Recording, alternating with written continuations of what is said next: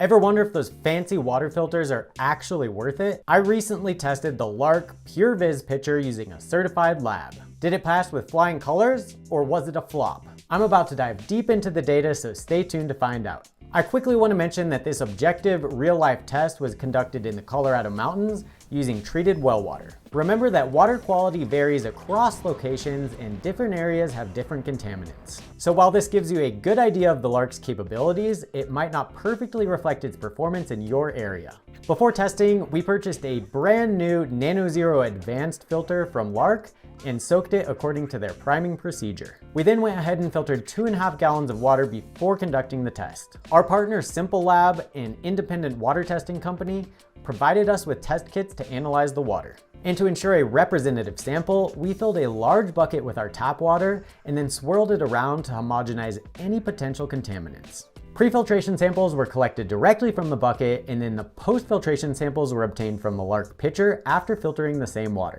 We like to use the Health Guideline Level, or HGL benchmark, to analyze the data, as it puts a higher emphasis on potential health effects than the federal MCL standard. Our unfiltered water had elevated levels of fluoride at 1.1 parts per million and uranium at 0.014 ppm, both above the HGL limits for these contaminants. Although the LARQ hasn't been tested to reduce either of these contaminants, I was happy to see that it completely eliminated the uranium. However, on the other hand, the fluoride was not reduced at all.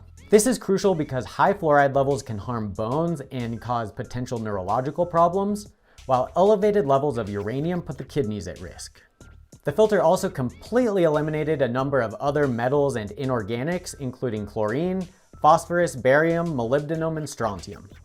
It also reduced nitrate by 20%, copper by 97%, calcium by 83%, magnesium by 93%, and sodium by 49%. And finally, there were a couple of substances detected at increased levels in the filtered water. Before we look at that, make sure to like and subscribe if you're curious about clean water. And let us know in the comments what filters you want to see us compare next. Your voice matters, and who knows, it might just end up being the next filter we test. So interestingly, the test revealed an 88% increase in sulfate levels after filtration from 8.4 to 15.8 parts per million. The consumption of sulfate in elevated concentrations can have a temporary laxative effect, especially among infants. However, it's important to note that this detection is still well below the HGL of 500 parts per million.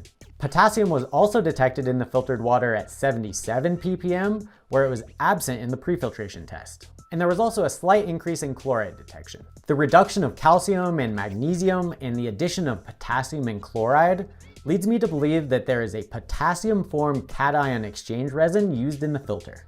This is interesting, but not a concern, as both potassium and chloride are both essential nutrients for human health.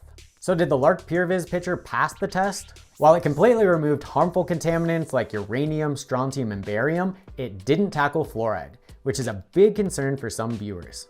Remember, water quality varies, so these results might not reflect your specific situation or needs. Overall, the LARQ performed well in many areas, but its effectiveness on specific contaminants, especially fluoride, is definitely worth considering.